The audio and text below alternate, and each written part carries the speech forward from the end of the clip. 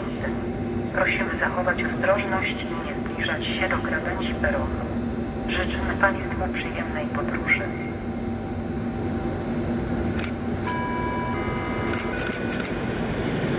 Pociąg osobowy.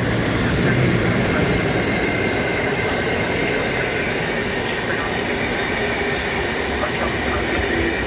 Prosimy zachować ostrożność i nie zbliżać się do krawędzi peronu.